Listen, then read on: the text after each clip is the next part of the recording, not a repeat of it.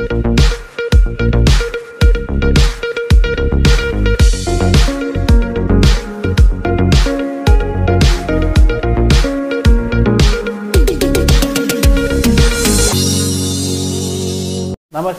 KVC news స్వాగతం. ప్రతిక్షణం సామాన్యుడి పక్షం. నేను మీ చలపతి. నేటి వార్త. డాక్టర్ వైఎస్ రాజశేఖర రెడ్డి గారు ముఖ్యమంత్రి అయినాక ఈ రాష్ట్రంలో అంటే ఉమ్మడి రాష్ట్రంలో కూడా పేదరికం అనేది కూడా పోవాలంటే ఏ కుటుంబంలో అయితే ఉన్నత చదువులు చదివిన వారు ఉంటారో వారి దగ్గర నుంచి ఆ కుటుంబంలో వచ్చేసి పేదరికానికి దూరం అవుతారని చెప్పేసి ఒక ఉజ్వలమైన భవిష్యత్తు ఆ కుటుంబాలకు కూడా వస్తాయని చెప్పేసి భావించే ఈరోజు ఫీజు రియంబర్స్మెంట్ అంటే ఎప్పుడు కానీ ప్రభుత్వాలు స్వాతంత్రం వచ్చినప్పటి నుంచి కూడా ప్రాథమిక విద్య మాత్రమే ప్రభుత్వం అనేది కూడా పెద్ద ఎత్తున అందించేది. కానీ మారిన పరిస్థితులకు అనుగుణంగా కూడా ఇంజనీరింగ్ చదవాలన్నా అలాగే పీజీ కోర్సులు చదవాలన్నా డిగ్రీ కోర్సులు చదవాలంటే ఎంతో ఖర్చుతో కూడుకునేది. కాబట్టి సామాన్యమైన కుటుంబాల నుంచి చదువు అనేది కూడా ఒక ఇంటర్మీడియట్ అంటే 12th క్లాసు ఇంటర్మీడియట్ వరకు అయిపోతానే వదిలేసేవారు. అట్లా కాకుండా ఉన్నతమైన చదువులు ఆ కుటుంబంలో రావాలంటే ఆర్థిక భారం ఆ కుటుంబాలపైన పడకుండా కులము మతము ఆర్థిక పరిస్థితులు చూడకుండా అందరూ చదవాలంటే ఒక ఫీజు రియంబర్స్మెంట్ అనేది కూడా తీసుకొని రావడం జరిగింది. ఆ ఫీజు రియంబర్స్మెంట్ వచ్చిన తర్వాతనే ఈ రాష్ట్రంలో ఎంతోమంది పేద కుటుంబంలో ఉండేవారు అందరూ కూడా పెద్ద ఎత్తున కూడా ఇంజనీరింగు, డాక్టర్లు, టెక్నికల్ కోర్సెస్ ఇవన్నీ కూడా చదివి ఎంతోమంది విదేశాలకు వెళ్ళిపోయారు. ఈరోజు తర్వాత ఎక్కడ చూసినా కూడా ఇంజనీర్లకు ఇతర రాష్ట్రాల్లో కూడా ఉద్యోగస్తులు మన ఆంధ్రప్రదేశ్ తెలుగు వారు ఉన్నారంటే ఆ ఫీజు రియంబర్స్మెంట్ వల్లనే ఉన్నత చదువు చదివిన వాళ్ళ వల్లనే. అలాగే జగన్మోహన్ రెడ్డి గారు కూడా ముఖ్యమంత్రి అయిన తర్వాత వాళ్ళ నాయన ఒక అడుగు వేస్తే 2 అడుగులు ముందుకేస్తా అని చెప్పిన విధంగానే కడకు ఉన్నత చదువులు చదివే దానికే ఫీజు రియంబర్స్మెంట్ కాదు, మామూలుగా ప్రాథమిక విద్య దగ్గర నుంచి ఇంటర్మీడియట్ వరకు కూడా అమ్మఒడి పేరట అంటే ప్రోత్సహించడానికి ఆ కుటుంబం నుంచి ముందుకు పోవడానికి కూడా అంటే ఎల్కేజీ నుంచి ఇంటర్మీడియట్ వరకు కూడా అమ్మఒడి అని కూడా తీసుకొని వచ్చి 15,000 కూడా ఇవ్వడం కూడా జరిగింది. ఇవన్నీ జరిగితే మొత్తం పైన జగన్మోహన్ రెడ్డి గారు ముఖ్యమంత్రిగా ఉన్నంత కాలం 5 సంవత్సరాలు 2019 నుంచి 24 వరకు కూడా ఒక విద్యా రంగంలోనే 73,000 కోట్ల రూపాయలు అంటే ఫీజు రియంబర్స్మెంట్ కావచ్చు, అమ్మఒడి కావచ్చు, నాడు నేడు స్కూళ్ళ దగ్గర కానీ బుక్స్, డ్రెస్సులు ఇవన్నీ కూడా తీసుకొని వచ్చేసి 73,000 కోట్ల రూపాయలు కూడా ఖర్చు పెట్టడం జరిగింది వైఎస్ఆర్ కాంగ్రెస్ పార్టీ ప్రభుత్వం కూడా. అలాగే జగన్మోహన్ రెడ్డి గారు ముఖ్యమంత్రి అయిన తర్వాత 2019లో అంతకంటే ముందు కూటమి ప్రభుత్వంలో ఉన్నప్పుడు కూడా ఆ రోజు కూటమి 2014 నుంచి 19 వరకు ఎవరు కానీ వారు కూడా ఏదైతే రాజశేఖర రెడ్డి గారు ఫీజు రియంబర్స్మెంట్ పెట్టారో దాన్ని కొనసాగించే పద్ధతిలో కూడా 1780 కోట్లు కూడా ఆ రోజు బకాయిలు పెట్టిపోతే ఆ ప్రభుత్వం కూడా ఆ బకాయిలతో పాటు 19-20కి సంవత్సరం కలిసి ఒకే మారు అంటే 2020 చివరిలో ఒకే మారు కూడా 4,000 కోట్లు అంటే పాత బకాయిలు కూడా అంటే ఆ ప్రభుత్వం ఉన్న బకాయిలు 1,788 కోట్లతో పాటు 4,000 కోట్ల రూపాయలు కూడా రిలీజ్ చేసిన ఘనత కూడా ముఖ్యమంత్రిగా జగన్మోహన్ రెడ్డి గారిది. ఈరోజు ఈ రాష్ట్రంలో కూటమి ప్రభుత్వం ఏర్పడి 8 మాసాలు కూడా పూర్తి అవుతూ ఉంది. మార్చికి అనేది కూడా అకాడమిక్ ఇయర్ కూడా ఎండ్ అవుతూ ఉంది. ఈరోజు ఇంజనీరింగ్ కాలేజీలో కానీ ప్రైవేటు డిగ్రీ కాలేజీలో కానీ ఐటీఐలో పాలిటెక్నిక్ కాలేజీలో ప్రైవేట్ దాంట్లో కూడా చాలామంది కూడా ఫీజులు కట్టాలి అని ఒత్తిడి కూడా చేస్తూ ఉన్నారు. వెంటనే కూడా చెల్లించాలి అంటున్నారు. కానీ ప్రభుత్వం మాత్రం నిమ్మకు నీరెత్తినట్లుగా ఎక్కడ కానీ ప్రభుత్వంలో చలనం కూడా ఎక్కడ కానీ లేను కూడా లేదు. 700 కోట్ల రూపాయలు రిలీజ్ చేస్తామని చెప్పేసి దాదాపుగా 25 రోజుల కిందట మాట చెప్పింది. కానీ ఇంతవరకు ఒక్క పైసా కూడా విడుదల చేయలేదు ఈ కూటమి ప్రభుత్వం కూడా.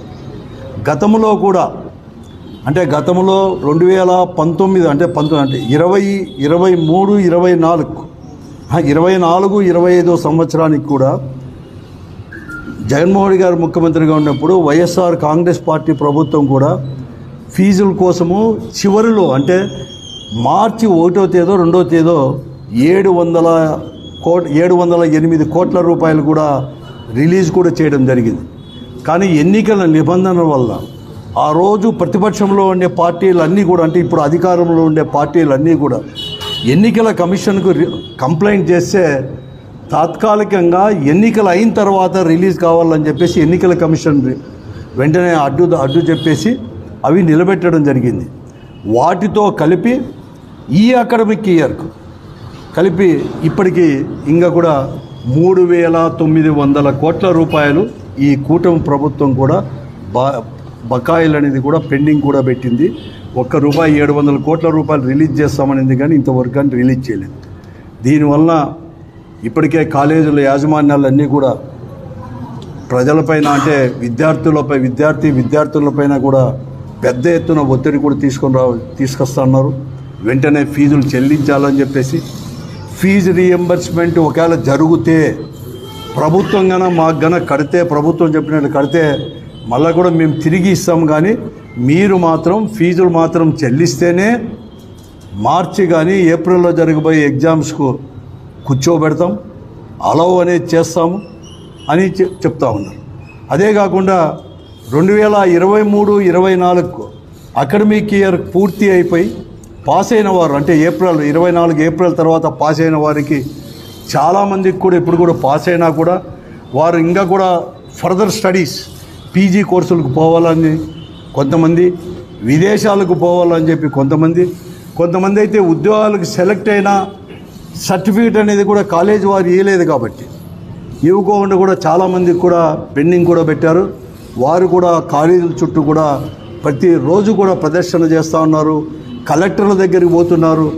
ప్రతి సోమవారం కూడా గ్రీవెన్స్లో నాకు తెలిసినంతవరకు ఈ రాష్ట్రంలో ప్రతి సోమవారం గ్రీవెన్స్ ఉంటే చాలు విద్యార్థులు కూడా చాలామంది కూడా ఈరోజు హయ్యర్ ఎడ్యుకేషన్ కంప్లీట్ అయిన వారు వీళ్ళందరూ కూడా వెంటనే కూడా మీరు ఫీజులు చెల్లించండి, సర్టిఫికేట్లు తీసుకొని మేము ఫర్దర్ స్టడీస్కి పోతాం, ఇప్పటికే ఒక అకాడమిక్ ఇయర్ లాస్ అయిపోయింది అని చెప్పేసి పెద్ద ఎత్తున చేస్తూ ఉన్నారు.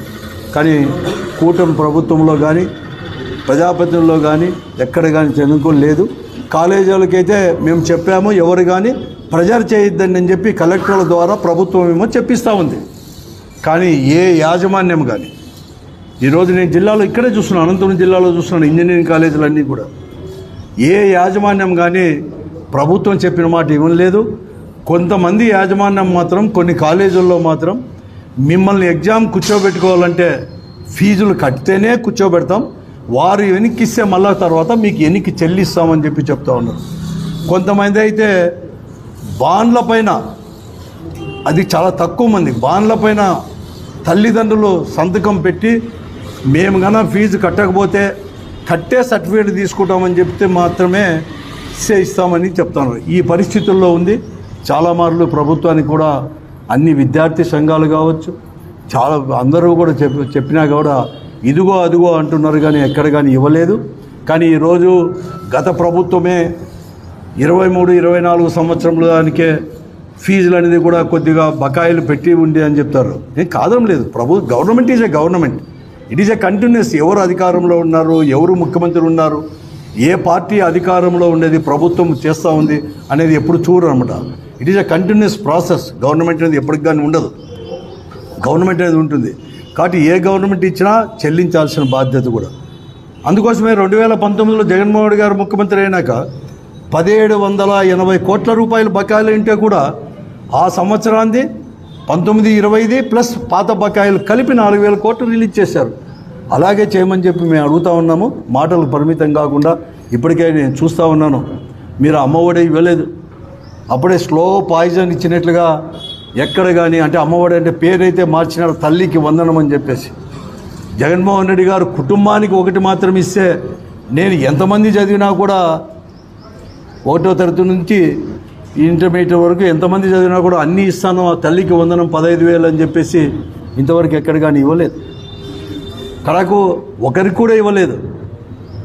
ఇవన్నీ కూడా అంటే స్లో పాయిజన్ మాదిరి జనానికి రాష్ట్ర ఆర్థిక పరిస్థితి బాగలేదు, అలాగే ఎక్కించడానికి ఒకతూరు ఇలా మాట్లాడేది, లేకుంటే ఇంకొకతూరు పవన్ కళ్యాణ్ మేము తప్పకుండా కూడా మాట తప్పం ఇస్తామని చెప్పేది, లేకపోతే లోకేష్ గారితో మాట్లాడించేది, ఇంకో మంత్రితో మాట్లాడేది, ఇలా చేస్తున్నారంటే దాటవేసే దానిలో ప్రజలకు అనేది ఇవ్వము అని చెప్పకనే చెప్పే పరిస్థితి ఈరోజు కూడా ఉంటూ ఉంది.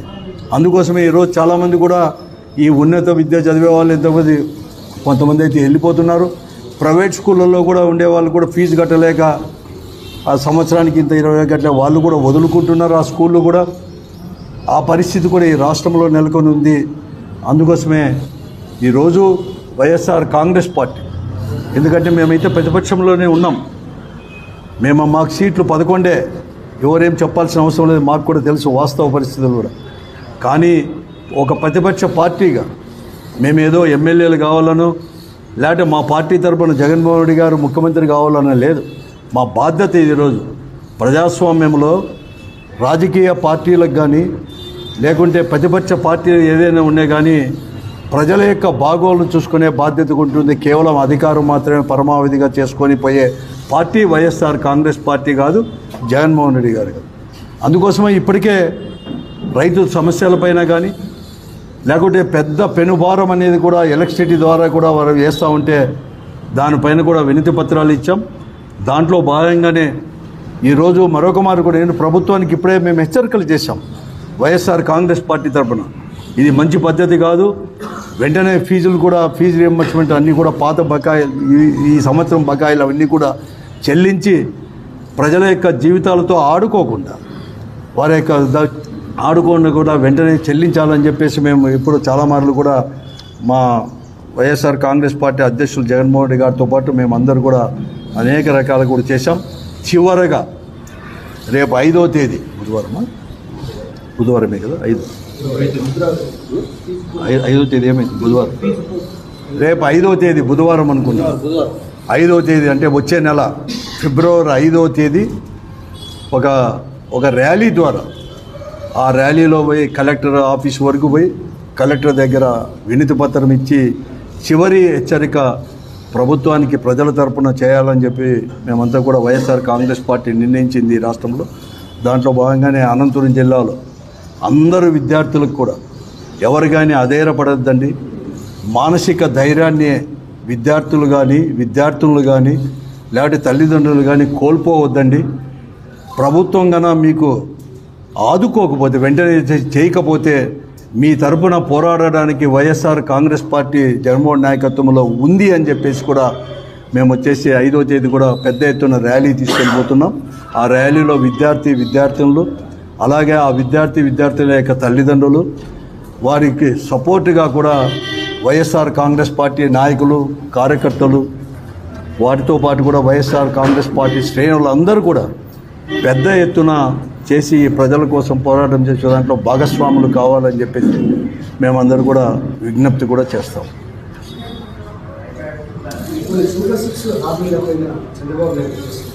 అన్నీ కూడా ఒక రైతుల సమస్యలపైనే కాదు, తర్వాత ఈ ఫీజు రియంబర్స్మెంటు, తల్లికి వందనం, ఇవే కాకుండా సూపర్ 6 కూడా చాలా చెప్పడం జరిగింది. ఈ సూపర్ 6 అని చెప్పినప్పుడు కూడా జగన్మోహన్ రెడ్డి గారు 5 సంవత్సరాల అనుభవంతో ఈ రాష్ట్ర ఆర్థిక పరిస్థితులన్నీ కూడా బేరీజు వేసుకొని మేము ఇంతకంటే ఇప్పుడు ఇస్తున్న దానికంటే ఒక పథకం కూడా ఇవ్వలేము అని చెప్పి చాలా స్పష్టంగా కూడా చెప్పి ఆర్థిక పరిస్థితి చెప్పారు. మేమే కాదు, ఆ రోజు ఎంతో ఎక్స్పీరియన్స్ ఉండి 14 సంవత్సరాలు ముఖ్యమంత్రిగా పనిచేసిన చంద్రబాబు నాయుడు గారు, మరీ ముఖ్యంగా ఎన్టీ రామారావు క్యాబినెట్లో ఆర్థిక శాఖ మంత్రిగా పనిచేసి అనుభవం ఉన్న చంద్రబాబు నాయుడు గారు కానీ, తర్వాత భారతీయ జనతా పార్టీ కేంద్రంలోనూ కూడా అధికారంలో ఉండేవారు, తర్వాత పవన్ కళ్యాణ్ గారు అందరూ కూడా చెప్పారు మేము ఉన్నాము, సూపర్ 6 హామీలు అమలు పరిచేటట్టు చేస్తాము అని చెప్పి ఆ రోజు అందరూ కూడా చెప్పడం జరిగింది. ఒదికేమో అప్పులు పాలైంది, జగన్మోహన్ రెడ్డి గారు ఈ రాష్ట్రాన్ని అప్పులు పాలు చేశారు, దివాలా తీశారని చెప్తూనే, ఖజానా దివాలా తీసినారని చెప్తూనే సూపర్ 6 మాకు తెలుసు, అనుభవం ఉంది, మేము ఇక్కడ వచ్చేసి సంపద పెంచుతాము కాబట్టి మేము చేస్తాము, ఎలా చేయాలో మాకు తెలుసు అని చెప్పి హామీలు ఇచ్చిన వారు ఈరోజు చేతులు ఎత్తేస్తాము. జగన్మోహన్ రెడ్డి గారికి రాష్ట్రం విడిపోయినప్పుడు 2014 కూడా కేవలం 90 లక్షల కోట్లే అప్పు వచ్చింది మనకు. చంద్రబాబు నాయుడు గారు 2019లో దిగిపోయేటప్పుడు జగన్మోహన్ రెడ్డి గారు ముఖ్యమంత్రి అయ్యేటప్పుడు కూడా ఈ రాష్ట్రాన్ని 90 లక్షల నుంచి 3 లక్షలకు పైబడి కూడా అప్పు